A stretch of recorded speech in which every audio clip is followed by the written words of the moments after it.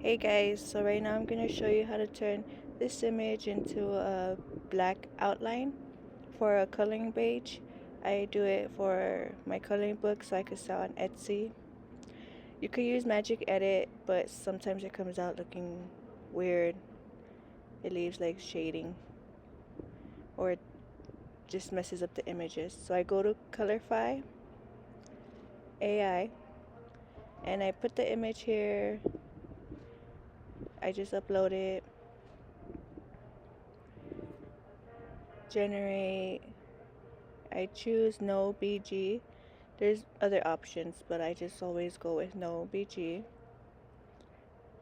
And sometimes there's a queue, sometimes there isn't. It's pretty fast. Right now it's generating. This one took like maybe 2 minutes to generate. Then it pops up and you could have a little slider. It shows you how the image looked before. And then you download the image, go back to Canva. Then you go to upload files. You look for your image, choose it,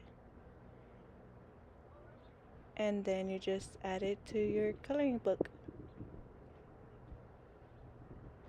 And that's it. Thanks. Bye.